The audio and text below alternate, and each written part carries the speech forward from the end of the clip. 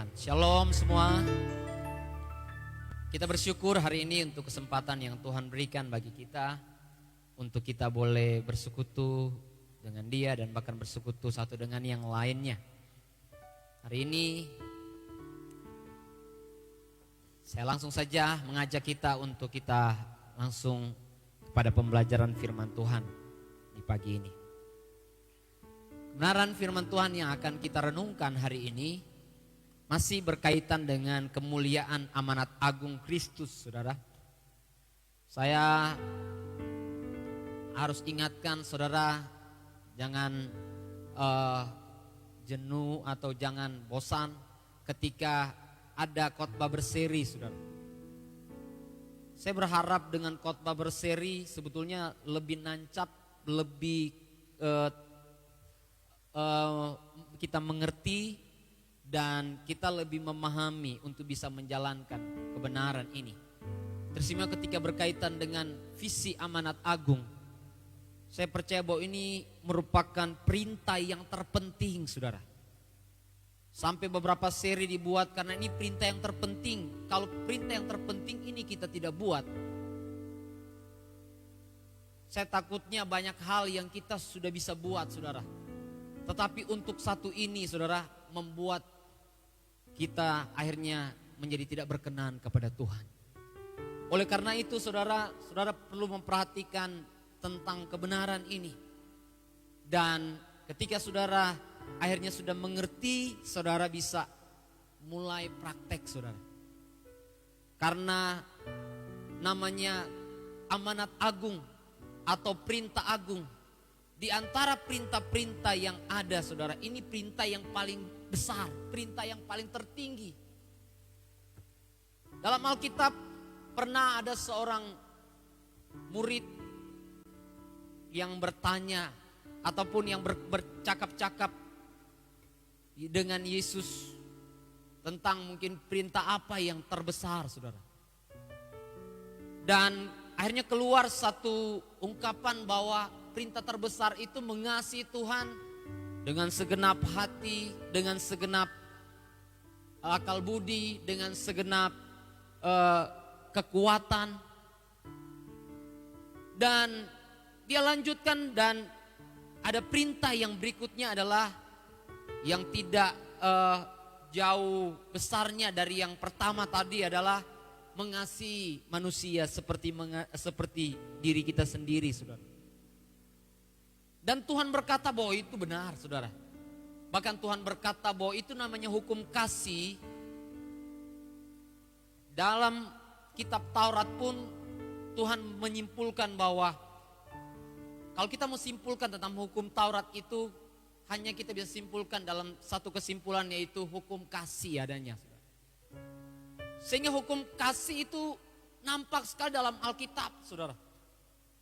Dan ternyata ketika kita berbicara tentang apa hubungannya antara hukum kasih ini dengan amanat agung, saudara.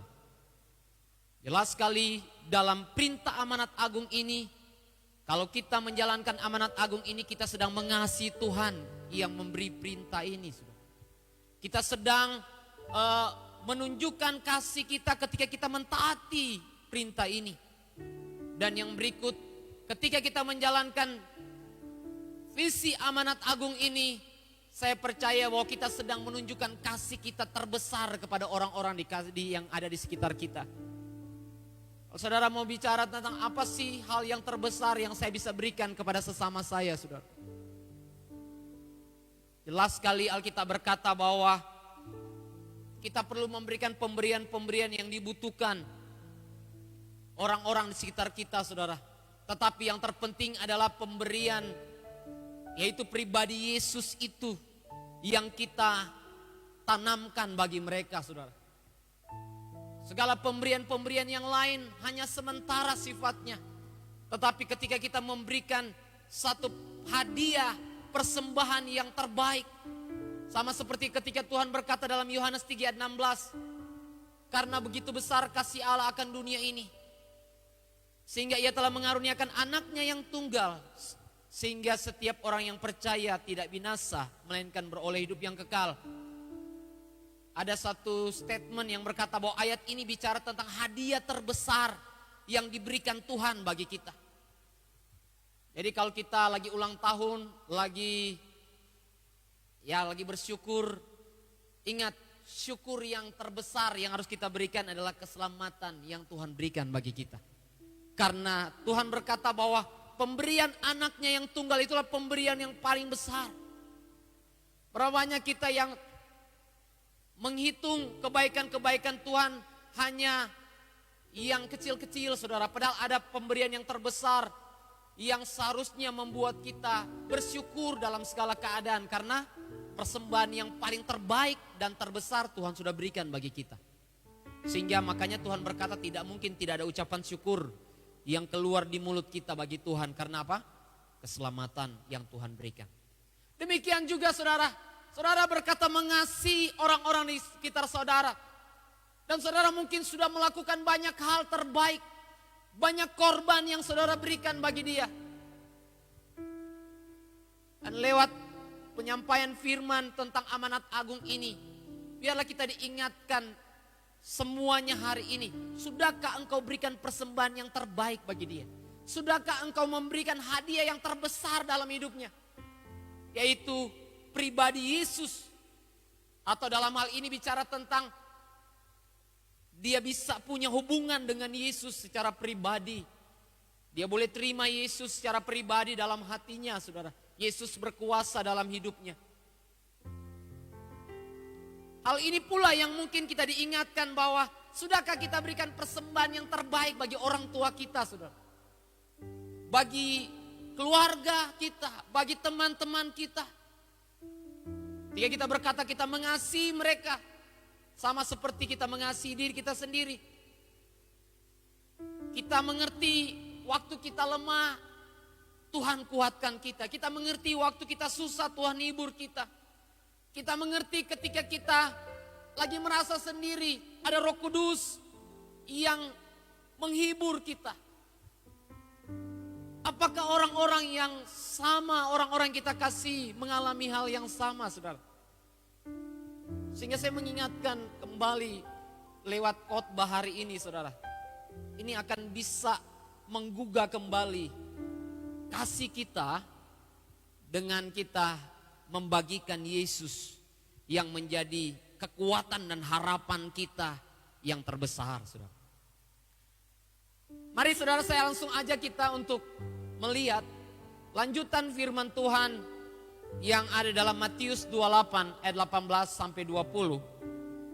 Saudara buka Matius 28 ayat 18 sampai 20 dan nanti di layar LCD bisa tunjukkan Kisah Para Rasul 1 ayat yang ke-8. Matius 28 ayat 18 sampai 20 dan LCD bisa buka di dalam Kisah Para Rasul 1 ayatnya yang ke-8. Mari sama-sama kita berdiri, saudara, kita membaca ayat ini dengan lantang. Benaran ini biar menjadi rema bagi kita. Ayat 18 sampai 20 kita baca di Alkitab kita dan nanti ditampilkan Kisah Para Rasul 1 ayat 8. Kita baca dulu Matius 28 ayat 18 sampai 20. 2, 3 mulai. Yesus mendekati mereka dan berkata, "Kepadaku telah diberikan segala kuasa di sorga dan di bumi. Karena itu pergilah, jadikanlah semua bangsa muridku dan baptislah mereka dalam nama Bapa dan Anak dan Roh Kudus. Dan ajarlah mereka melakukan segala sesuatu yang telah kuperintahkan kepadamu. Dan ketahuilah, aku menyertai kamu senantiasa sampai kepada akhir zaman." Kisah Para Rasul 1 ayat 8. 2, 3 mulai. "Tetapi kamu akan menerima kuasa kalau Roh Kudus turun ke atas kamu, dan kamu akan menjadi saksiku di Yerusalem dan di seluruh Yudea dan Samaria dan sampai ke ujung bumi." Silakan duduk kembali, saudara.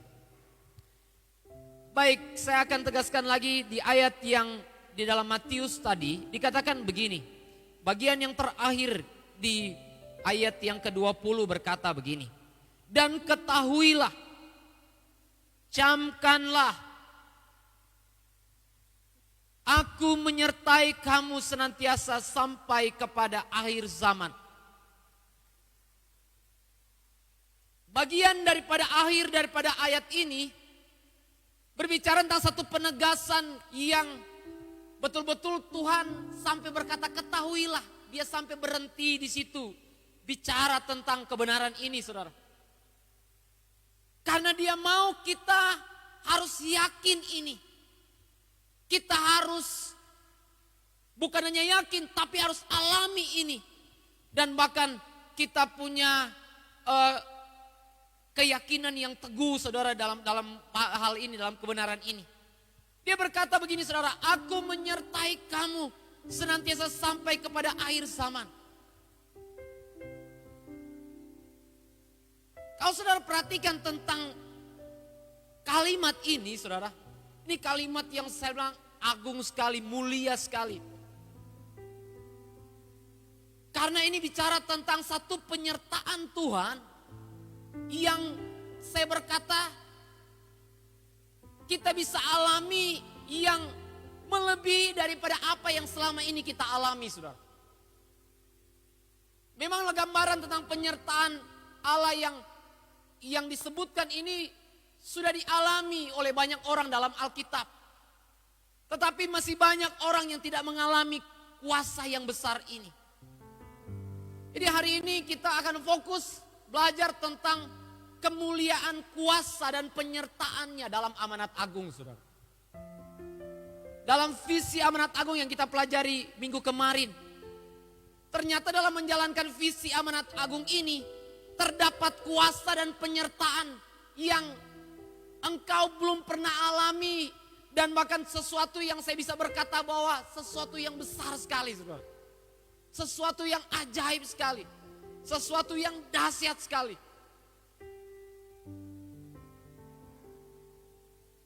Dan hal ini hanya bisa dialami dalam amanat agung, saudara. Saudara tidak mungkin alami dalam hal-hal yang lain. Saya mungkin bertanya kepada kita semua, penting gak penyertaan Allah dalam hidup kita, saudara? Penting gak penyertaan Tuhan buat kita? Seorang atau beberapa tokoh dalam Alkitab sampai Musa pernah berkata, kalau engkau tidak menyatakan penyertaanmu bagi saya tidak mau jalan. Karena Musa tahu persis untuk yang namanya penyertaan Tuhan itu segala-galanya bagi dia.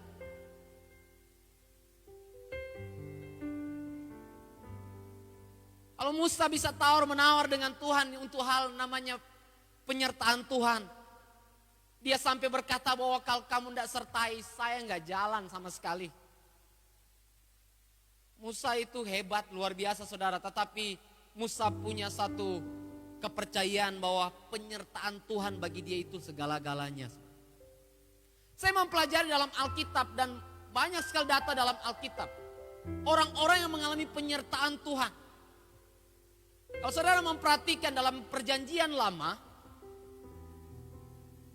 ternyata kalau saya mempelajari tentang penyertaan Allah dalam perjanjian lama ini berbeda sekali dengan penyertaan Allah dalam perjanjian baru. Di mana perbedaannya, saudara? Alkitab mencatat dan memberikan data bagi kita, penyertaan Allah dalam perjanjian lama itu hanya dikhususkan untuk orang-orang tertentu, saudara. Salah satunya yang tadi, saudara, Musa. Tapi kita bisa melihat bahwa ternyata Tuhan terus memilih orang-orang yang akan disertai oleh dia, saudara. Dari awal Tuhan memilih pribadi-pribadi yang akan disertai oleh dia. Dan itu jelas sekali kalau kita belajar tentang dimulai dari Abraham, Ishak, Yakub, sampai kepada Yusuf. Oh, penyertaan Tuhan itu luar biasa, tetapi berlaku hanya orang-orang khusus, saudara. Mungkin kalau saya singgung tentang penyertaan yang dialami oleh dalam perjanjian lama, salah satu saja adalah Yusuf.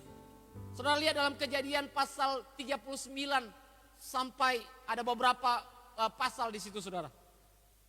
Alkitab berkata bahwa karena Tuhan menyertai Yusuf dalam apapun yang dia lakukan, Tuhan menunjukkan ada keberhasilan-keberhasilan, saudara.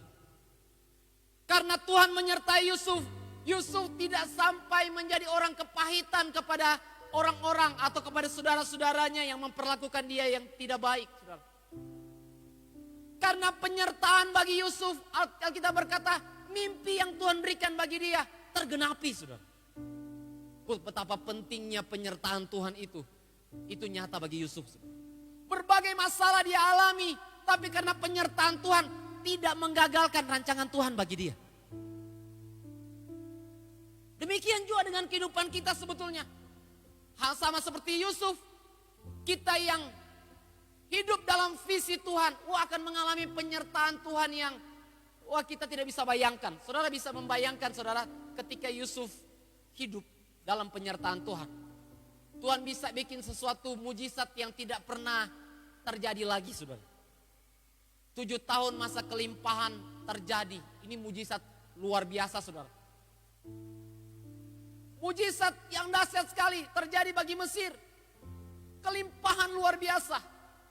Tapi ada satu mujizat yang terjadi selanjutnya adalah terjadi kelaparan juga selama 7 tahun. Saya berkata ini dalam mujizat yang luar biasa yang hanya bisa dikerjakan karena penyertaan Tuhan. Hanya karena tangan Tuhan. Dan kita mengerti bahwa ternyata penyertaan yang dialami Yusuf ini karena dia sedang menggenapi satu visi dari Tuhan. Apa visi itu? Lewat hidup Yusuf. Yusuf jadi pemimpin besar dan dia memberikan makan seluruh bangsa, termasuk bangsanya sendiri, bangsa Israel. Untuk satu visi yang dijalankan, tersedia kekuatan penyertaan Tuhan yang besar. Sekali lagi saya menyatakan, untuk satu visi yang berkaitan dengan rancangan Tuhan bagi orang-orang yang kita jalankan, itu mengandung satu kuasa yang tak terbatas. Penyertaan Allah yang saya bisa katakan, penyertaan Allah yang sempurna. Penyertaan Allah yang tanpa batas. Kalau kita melihat skenario kehidupan dari Yusuf, hampir-hampir kita berkata bahwa kalau sudah begini sudah gagal. Itu kalau difilmkan itu kita betul-betul bisa lihat, kalau sudah sini gagal. Kalau sudah di penjara sudah gagal, saudara. Kalau sudah jadi pembantu gagal sudah. Mungkin beberapa kisah dalam kehidupan Yusuf ini bisa menunjukkan ada kegagalan, tapi karena penyertaan Tuhan. Yang gagal bagi kita, itu berhasil bagi Tuhan. Amin. Yang kalau dalam penyertaan Tuhan, yang gagal menurut hitung-hitungan kita, Tuhan berkata ini gak gagal ini. Makanya akhirnya dalam kehidupan kekristenan, tidak ada rumus gagal, saudara. Bilang sama-sama dengan saya. Dalam kekristenan, dalam iman kita kepada Yesus, tidak ada rumus gagal. Ada yang bisa buktikan di sini Tuhan gagal dalam hidupmu? Bisa dibuktikan? Kalau kita mau mengerti firman Tuhan, akhirnya kita akan menemukan ada rencana-rencana Tuhan yang Tuhan sedang kerjakan. Sehingga enggak ada dalam kegagalan yang orang bilang gagal, itu enggak gagal, saudara. Kalau di luar Tuhan gagal, tapi kalau dalam Tuhan itu enggak gagal. Jadi kalau hari ini engkau yang mendengar firman Tuhan hari ini, dan engkau berpikir bahwa engkau sudah gagal, tapi engkau masih percaya kepada Yesus, saya bisa katakan hari ini, engkau enggak gagal sebenarnya. Dan kalaupun engkau berkata, ini kan gagal, bilang ini bukan kegagalan. Jangan tinggal dalam kegagalan itu. Karena apa? Tuhan merencanakan dalam hidupmu seperti Ayub pernah berkata. Aku tahu sekarang. Dalam semua proses yang saya alami hari ini dan selama ini, aku tahu sekarang bahwa Tuhan sanggup melakukan segala perkara. Dan tidak ada rencana yang gagal dalam hidup saya. Katakan amin, saudara. Dan yang berikut, kalau kita masih banyak contoh yang lain, tapi kita kembali ke perjanjian baru. Saudara melihat bahwa dalam perjanjian baru ini Ada perbedaan sekali saudara.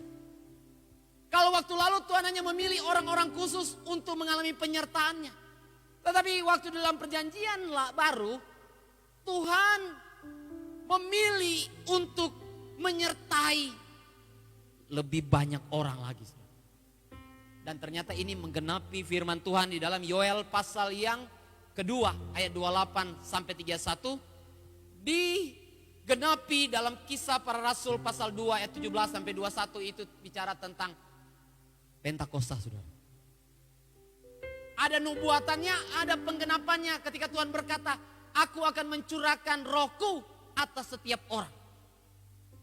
Jadi penyertaan Tuhan itu ternyata berbicara jelas tentang kehadiran Roh Kudus. Makanya Yesus waktu Yesus akan terangkat ke surga, Yesus berkata bahwa aku harus naik, aku harus pergi. Karena apa? Kalau aku tidak pergi, penghibur itu tidak mungkin datang saudara.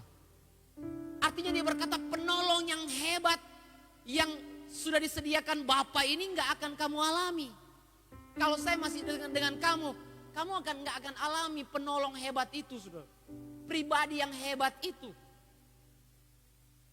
Jadi kita bersyukur Yesus naik ke surga. Itu menandakan bahwa hari ini bukan hanya Abraham yang akan alami itu. Bukan hanya Ishak, Yakub, bukan hanya Yusuf. Bukan hanya murid-murid, bukan hanya jemaat mula-mula. Tapi semua kita yang ada di zaman ini, yang ada di ruangan ini hari ini, yang mendengar firman hari ini. Kita adalah orang-orang yang tersedia suatu kuasa yang besar, penyertaan Tuhan yang sempurna, penyertaan Tuhan yang tak terbatas, juga itu tersedia bagi kita semua. Yang percaya katakan amin.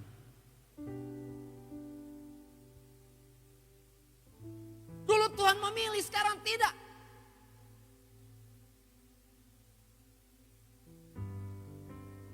Hanya anugerah Tuhan saat ini saudara, kita ada zaman anugerah, maksudnya apa? Semua tersedia kesempatan saudara. Oh, kalau kita membaca kita perjanjian baru, perjanjian lama kan, luar biasa penyertaan Tuhan bagi mereka. Sadarkah kita hari ini bahwa Tuhan mau berkata bahwa hari ini zamannya lebih luar biasa lagi. Karena apa? Tuhan bukan hanya akan memilih 1-2 orang, tapi Tuhan memilih kita semua yang mendengar firman hari ini. Dan kita akan menjadi wadah di mana Tuhan akan bekerja dengan penyertaannya yang sempurna, dengan kuasa Roh Kudus yang tidak terbatas. Yang percaya katakan amin saudara.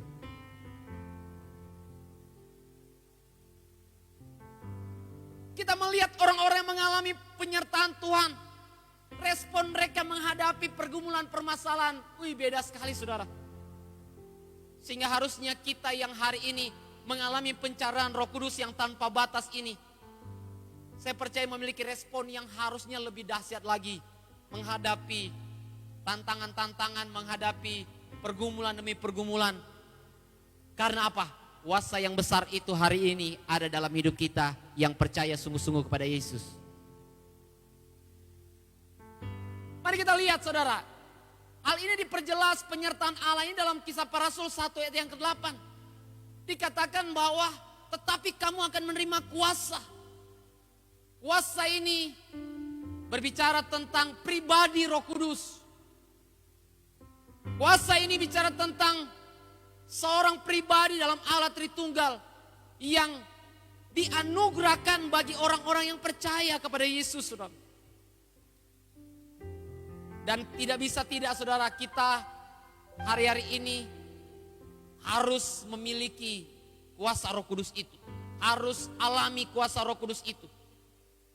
Tuhan sudah rancang masa ini masa untuk kita membutuhkan namanya kuasa Roh Kudus. Jadi saya akan tunjukkan beberapa ayat saudara bahwa ini masa yang krusial sekali. Kalau tidak dipenuhi Roh Kudus, kita akan banyak yang akan gagal saudara. Jadi kalau orang tidak terima, kalau orang tidak sepenuhnya dengan Yesus, kapan mereka punya momentum untuk dipenuhi Roh Kudus, saudara? Kalau orang-orang sudah tidak tertarik lagi dengan kebenaran, kapan orang-orang akan dipenuhi Roh Kudus? Padahal tantangan ke depan ini sangat besar, saudara. Kita dihantui dengan berbagai ancaman peperangan yang akan bisa meluas sampai kemana-mana. Bisa berpengaruh kepada ekonomi, bisa berpengaruh kepada ketahanan keluarga, dan lain sebagainya, saudara.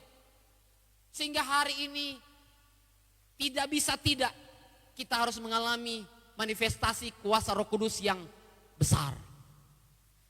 Mau tidak mau, kita harus mengalami dan memiliki karya Roh Kudus yang besar itu, saudara. Tidak bisa tidak. Apalagi hari-hari ini kita mau bertahan untuk melakukan kehendak Tuhan, hidup dalam kebenaran di masa ini.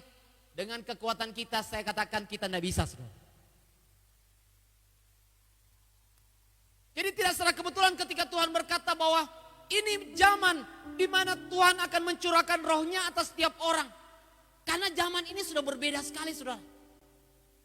Karena zaman, atau saya bisa berkata bahwa masa ini masa yang sangat krusial atau masa yang sangat penting. Karena ini masa di mana kita akan menuju kepada akhir zaman, saudara. Sehingga kalau tidak dipenuhi Roh Kudus, kalau Roh Kudus tidak berkuasa atas hidup kita, ini berbahaya, saudara. Tetapi berita baiknya adalah kuasa yang besar ini sudah Tuhan sediakan bagi orang percaya. Kuasa yang besar ini sudah tersedia bagi murid-murid terkhusus. Dan bahkan terkhusus manifestasi kuasa Roh Kudus yang dahsyat ini tersedia bagi orang-orang yang menjalankan amanat agung Kristus. Katakan amin, saudara.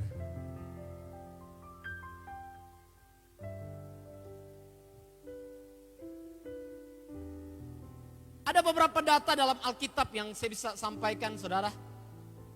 Yang disampaikan oleh firman Tuhan berkaitan dengan penyertaan Tuhan sampai akhir zaman ini.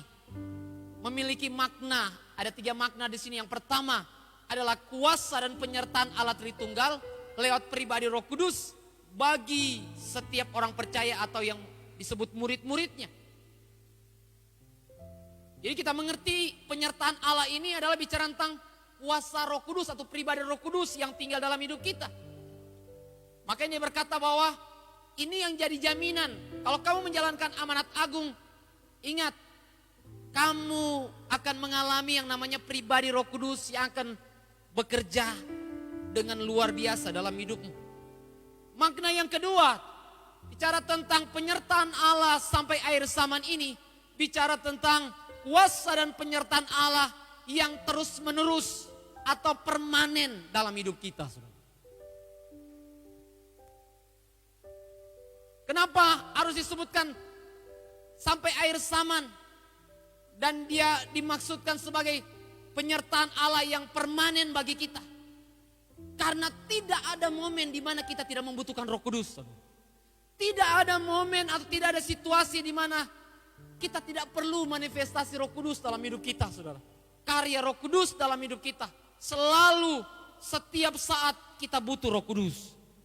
Makanya disebut sebagai penolong bagi kita. Yang memimpin kita, yang menyertai kita. Karena apa? Ya dialah yang kita butuhkan setiap saat dalam hidup kita, saudara. Wah, kalau engkau tidak dalam pimpinan Roh Kudus, terlalu banyak hal yang akan membuat kita jatuh hidup kita, hancur hidup kita. Banyak tarikan-tarikan yang akan membuat hancur hidup kita, saudara.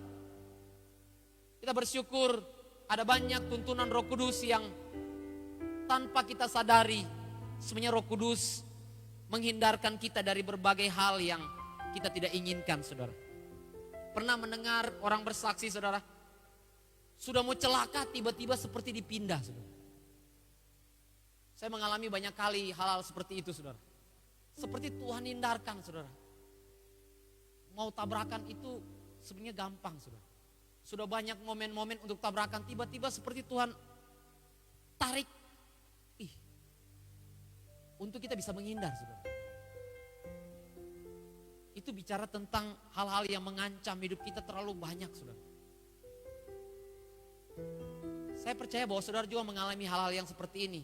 Tapi saudara percayakah bahwa hal ini berbicara tentang penyertaan Tuhan yang memang betul-betul tak terbatas bagi kita? Dalam ketidakmengertian, dalam tidak pengetahuan kita, ada banyak kali Tuhan menghindarkan kita dari hal-hal yang akan menghancurkan atau akan merugikan kita, akan membawa kita kepada hal yang buruk. Ataupun hal-hal yang lain. Ada banyak keputusan-keputusan kita yang bisa salah. Dan Tuhan sepertinya mencegah kita untuk membuat keputusan itu, saudara. Dan sadarkah kita bahwa itu adalah bentuk penyertaan Tuhan lewat Roh Kudus-Nya yang sepertinya menggiring kita, mendorong kita untuk jangan buat keputusan itu. Dan bahkan hari-hari ini ada orang-orang yang salah buat keputusan, mentok, sudah mengalami banyak masalah, Roh Kudus bekerja, kamu kembali. Ada juga yang jenis begini, sudah lihat kesusahan dan Roh Kudus panggil pulang kembali. Tapi itulah bentuk-bentuk penyertaan Tuhan yang mungkin saudara sudah terbiasa mengalami. Sampai karena terbiasa gak tahu bahwa itu pekerjaan Tuhan, saudara. Sampai sudah terbiasa menganggap bahwa itu, ya itu feeling saya, saudara. Enggak, saudara. Ada momen-momen tertentu feelingmu gak bisa lagi menolong kamu, saudara. Apatah lagi kalau ada orang-orang yang menghubungkan, oh ini nenek moyang saya yang jaga saya, wah ini tambah rusak lagi. Iya toh, ini karena saya ada bakar lilin, ini karena tambah dan begitu-begitu tambah rusak, saudara. Karena apa? Kemuliaan yang harus dimiliki oleh Tuhan kita Yesus akhirnya direbut sama bayi-bayi, sama engkong-engkong. Jadi saya percaya hari ini bahwa dalam artian bahwa Tuhan berkata bahwa kuasa penyertaan Allah ini bicara tentang Roh Kudus yang hadir dalam hidup kita, tapi juga bicara tentang penyertaan Allah yang terus menerus permanen, saudara. Sebetulnya kita mengalami pekerjaan Roh Kudus yang permanen ini. Tapi sering karena apa? Karena ketidakpekaan. Bisa jadi karena dosa, kita sudah tidak bisa menangkap lagi tuntunan-tuntunan Tuhan yang mungkin lebih jelas lagi, saudara. Akhirnya kita mendapatkan tuntunan-tuntunan yang ya samar-samar saja. Tapi bagi orang-orang yang betul-betul bergaul dengan Tuhan, menjaga hidup mereka, itu ada kepekaan yang tinggi sekali. Yang kita bisa dengar lebih dulu sebelum segala sesuatu itu terjadi, saudara.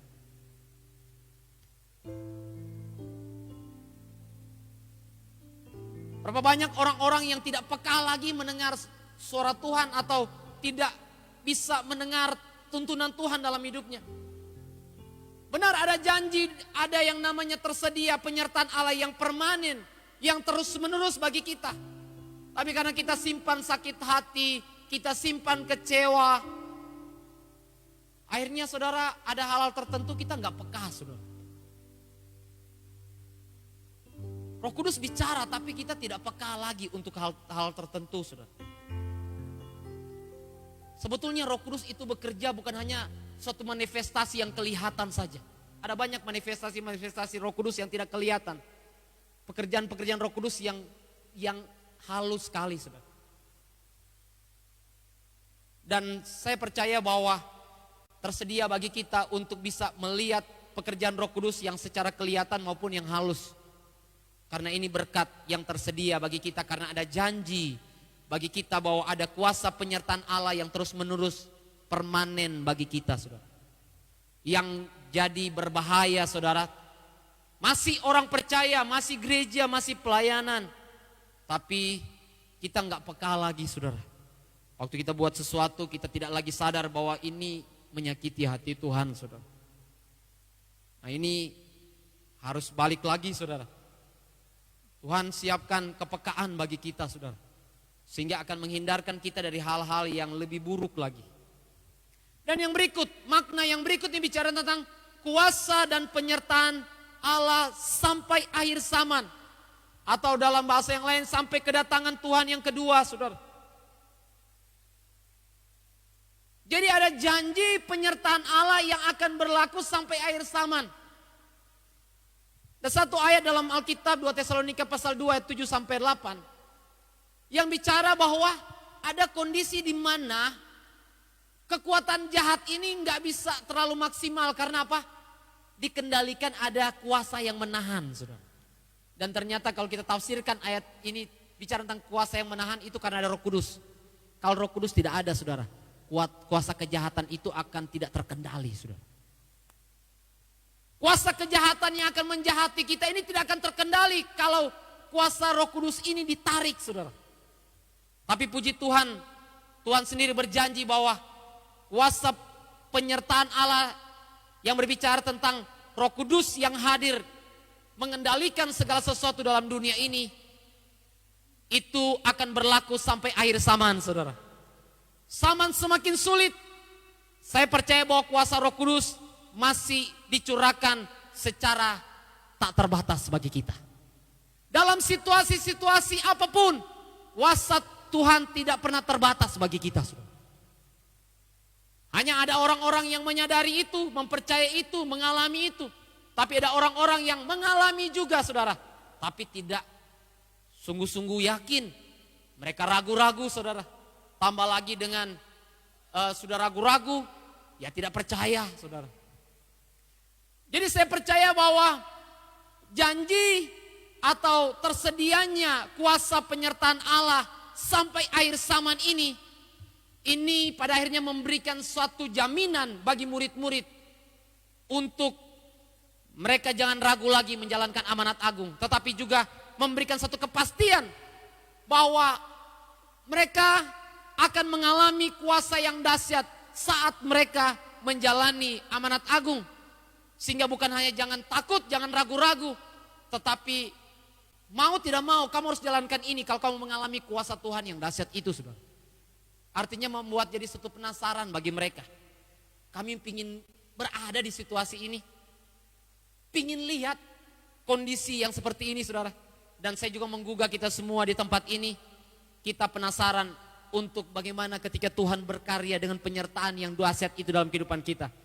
Saya percaya saudara penasaran ketika mengalami seperti apa yang dialami oleh Yusuf, saudara. Mengalami seperti apa yang dialami Abraham. Nanti anak-anak muda sebentar akan nonton, saudara, bagaimana Abraham dalam panggilannya, saudara. Kadang-kadang kita berkata, tidak masuk akal Abraham ini. Tapi itulah, karena ada kuasa Roh Kudus yang berkarya dalam hidupnya. Tidak masuk akal bagi kita. Bagi dia bilang, ya ini masuk akal dan ini bisa dijalankan, saudara.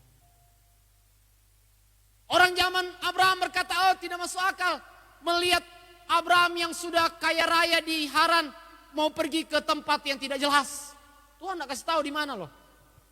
Memang di tempat susu madu, tapi di mana tempatnya, saudara? Hanya kuasa Roh Kudus yang memampukan Abraham buat satu keputusan yang gila ini. Keputusan-keputusan yang dahsyat ini hanya karena kuasa Roh Kudus. Dengan kekuatan kita tidak ada keputusan-keputusan yang hebat yang kau bisa buat di dalam dunia ini. Ada saat di mana kita diperhadapkan untuk buat satu keputusan yang menurut orang gila, tapi itu sebenarnya keputusan yang akan membawa kemuliaan bagi Tuhan. Adalah keputusan yang akan membuat engkau mengalami perkenanan Tuhan. Dengan kekuatanmu engkau nggak bisa. Tapi engkau tahu bahwa banyak orang yang menjalankan keputusan-keputusan yang gila, saya katakan gila ini, yang mereka lakukan sebetulnya bukan karena mereka hebat, tapi karena kuasa Roh Kudus yang ada dalam kehidupan mereka. Ada nggak orang-orang zaman sekarang yang seperti Sadrak, Mesak, Abednego punya komitmen yang tinggi sekali seperti itu, saudara? Sekalipun kami habis dengan perapian menyala-nyala, tapi tetap tidak menyembah berhala, saudara. Ada naluri kekuatan kita bisa bertahan dalam kebenaran sampai di titik itu? Kita rata-rata cari aman ya, cari senang. Tetapi dengan kuasa Roh Kudus, kita akan bisa membuat keputusan-keputusan yang bagi orang itu tidak mungkin. Tapi dengan kita membuat keputusan itu, nama Tuhan dimuliakan. Terobosan-terobosan yang kita tidak pernah lihat terjadi, saudara. Sadrak, Mesak, Abednego tidak pernah melihat Tuhan menolong dalam api kalau mereka tidak dalam tuntunan Roh Kudus membuat satu keputusan yang benar, saudara. Gak ada tercatat dalam Alkitab peristiwa-peristiwa yang dahsyat seperti mujizat-mujizat yang besar kalau tidak ada Roh Kudus bekerja bagi orang-orang yang membuat keputusan. Mengikut Tuhan dan kuasa Roh Kudus bekerja di situ, saudara. Sehingga mungkin kita akan lihat sama-sama, saudara, supaya kita mengerti bahwa besarnya kuasa Roh Kudus dalam pelaksanaan amanat agung itu yang seperti apa, saudara. Itu dalam Kisah Para Rasul, saudara, terlalu banyak kisah yang disampaikan. Bagaimana pekerjaan atau karya Roh Kudus yang tak terbatas dalam pelaksanaan amanat agung. Saya berikan PR, saudara, baca Kisah Para Rasul, saudara. Sampai di rumah, baca kitab Kisah Para Rasul. Untuk apa, saudara? Untuk saudara tahu bahwa, ternyata Roh Kudus itu hidup loh. Roh Kudus itu berkarya sampai hal yang kita nggak pikir, saudara. Saudara mau kenal tentang pekerjaan Roh Kudus, baca Kisah Para Rasul. Dan ternyata Kisah Para Rasul bicara tentang satu kisah di mana rasul-rasul menjalankan amanat agung. Sehingga di situ terdapat manifestasi kuasa Roh Kudus yang tidak terbatas, saudara. Sehingga saya mau sampaikan hari ini, bukan hanya doa yang seperti kita doa sama-sama mengandung manifestasi Roh Kudus yang dahsyat, tapi dalam pelaksanaan amanat agung justru mengandung satu pekerjaan Roh Kudus yang lebih besar dari mungkin kita ada alami. Hanya kita berdoa datang kepada Tuhan. Yang mengerti katakan amin, saudara. Karena kalau hanya kita duduk dan kita minta Roh Kudus turun atas hidup saya, itu adalah pengalaman yang kita bisa alami di dalam apa? Dalam kita menjalankan amanat agung. Karena waktu kita menjalankan amanat agung kita pasti berdoa. Yang setuju katakan amin. Waktu menjalankan amanat pasti berdoa. Jadi manifestasi kuasa Roh Kudus itu enggak hanya sebatas Tuhan bekerja dalam doa saja. Tapi ada banyak pekerjaan-pekerjaan karya-karya Roh Kudus yang lebih besar, saudara.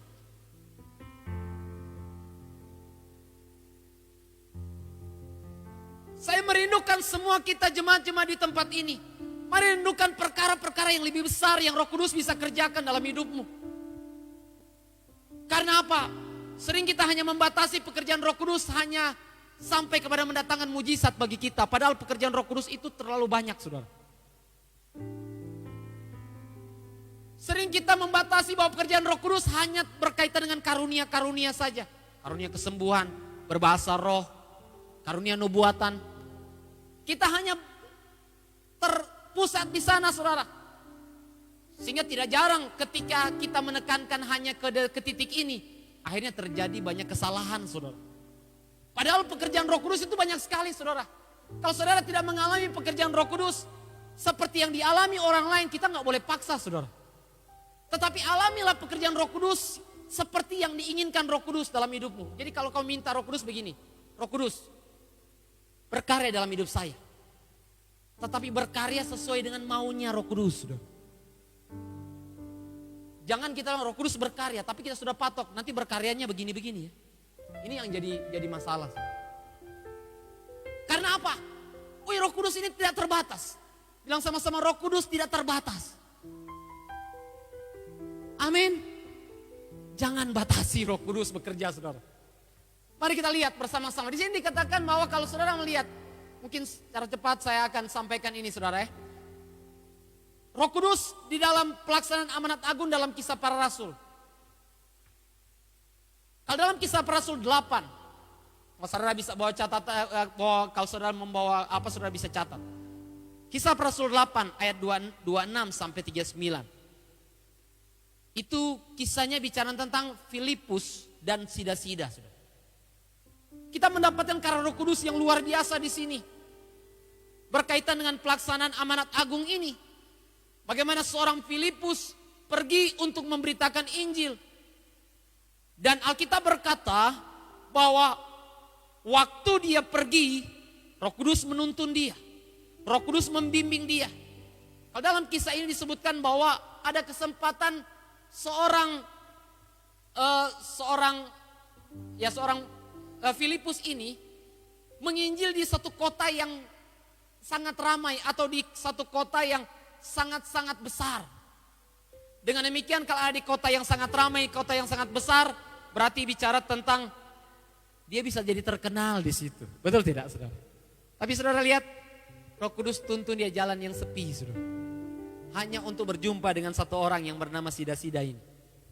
Tapi saudara tahu, ternyata dalam bimbingan Roh Kudus, dalam tuntunan Roh Kudus, dalam pimpinan Roh Kudus, dalam penyertaan Roh Kudus, saya katakan tadi, dia mempertobatkan satu orang sida-sida. Tapi saudara tahu, kebangunan rohani di banyak kota-kota besar itu terjadi lewat karena sida-sida ini. Kadang-kadang kita mau yang KKR yang besar, saudara. Tuhan cuma suruh pilayani 3 orang di penjara, saudara. Ada yang mau tahu orang-orang yang di penjara yang kita layani, mereka akhirnya akan menjadi orang-orang yang dipakai Tuhan dahsyat? Katakan amin. Mungkin saudara berpikir, kapan ya Tuhan pakai saya KKR besar? Kita menginginkan suatu event yang besar, Tuhan bilang layani satu orang ini. Dan sebetulnya kalau kita taat seperti Filipus, saudara, Roh Kudus membimbing, Roh Kudus mengajar. Seorang sida-sida bertanya, ini apa ini, bicara tentang seorang yang dibawa kepada pembantaian, seorang korban. Ini korban apa yang maksud? Apa korban binatang? Roh Kudus yang membimbing seorang Filipus, menuntun dia, memberikan pengajaran kepada seorang sida-sida, saudara. Dan saat itu juga hikmat Tuhan lewat Roh Kudus juga diberikan untuk menjelaskan bahwa yang dimaksud adalah Yesus. Yang kamu baca ini tentang Yesus. Orang baca yang mana, tapi penjelasannya, jawabannya adalah Yesus. Berapa banyak yang percaya di sini bahwa apapun permasalahan kita, semua jawabannya adalah Yesus. Amin. Jawabannya cuma satu, ini bicara Yesus loh. Dan saat itu sida-sida menyerahkan diri kepada Tuhan. Dan saya percaya bahwa hari-hari ini adalah hari-hari di mana Tuhan juga bekerja hal yang sama, saudara. Ada banyak orang tidak mengerti tentang gimana sih dia bisa keluar, bisa terlepas dari ikatan yang dia alami selama ini. Dan saudara hanya perlu mengikuti tuntunan Roh Kudus saja untuk saudara berkata, kamu datang sama Yesus. Hanya perlu saudara taat saja kepada bimbingan Roh Kudus. Karena banyak orang, saudara percaya bahwa ada banyak orang yang sudah mau bunuh diri. Betul ya? Anak-anak muda yang sudah stres mau bunuh diri. Tapi engkau datang, engkau hanya beritahu bahwa Yesus mengasihimu.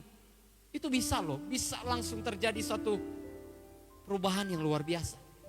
Karena apa? Roh Kudus itu membimbing, Roh Kudus itu mengajar. Dan kadang-kadang mengajar lebih daripada pengajaran kita. Pengajaran kita kadang-kadang hanya berisi pengetahuan saja. Tapi apa? Kita percaya kalau Roh Kudus itu bisa menjamah sampai kepada kedalaman hati orang-orang. Amin. Masih ada contoh-contoh yang lain. Kalau saudara juga suka contoh yang lain. Di dalam Kisah Para Rasul 10 ayat 1 sampai 48. Itu bicara juga tentang Petrus, Cornelius. Itu dalam bimbingan Roh Kudus semua loh. Satu taat kepada bimbingan Roh Kudus. Yang lain juga dalam bimbingan Roh Kudus. Jadi hari-hari ini ada Roh Kudus yang membimbing. Dan pembimbingan itu lebih banyak kita alami dalam amanat agung, saudara. Dan kalau kita sudah terbiasa mengalami bimbingan Tuhan dalam amanat agung, saya percaya untuk bimbingan-bimbingan hal yang lain kita akan lebih peka mendengar bimbingan Roh Kudus. Amin. Semakin tajam kita mendengar suara Tuhan membimbing kita, semakin tajam kita mendengar suara Tuhan membimbing persoalan hidup kita masing-masing, membimbing apa yang harus kita putuskan dalam hidup kita masing-masing. Jadi penting ini. Dan yang kedua, kita bisa melihat juga ada contoh yang lain, pemberian kekuatan dan keberanian. Kisah Para Rasul 4 ayat 13, Petrus, Yohanes tampil dengan keberanian. Petrus dulu pengecut, tapi ketika Roh Kudus berkarya dalam hidupnya, dalam pemberitaan Injilnya, Alkitab berkata Petrus menjadi orang yang berani.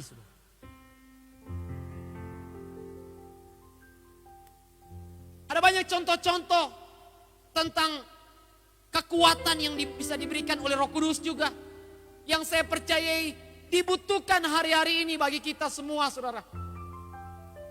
Tetapi ketika kita tidak pernah memberitakan Injil, tidak pernah melihat kekuatan daripada kuasa Roh Kudus lewat pemberitaan Injil, kita mungkin akan ragu. Apakah kekuatan itu juga cukup bagi saya untuk saya menghadapi masalah-masalah saya, saudara? Jadi ada contoh-contoh dalam pemberitaan Injil ketika Tuhan mengubah banyak orang, saudara. Tuhan pernah mengubah seorang Petrus, Yohanes, tapi Tuhan pernah mengubah seorang Paulus juga. Bisa ditunjukkan mungkin ini ayat ini. Dalam Kisah Para Rasul 23 ayat 11. Kisah Para Rasul 3 ayat 12.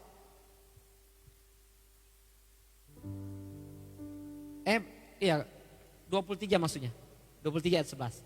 Pada malam berikutnya Tuhan datang berdiri di sisinya dan berkata, berdiri di sisi siapa ini? Paulus.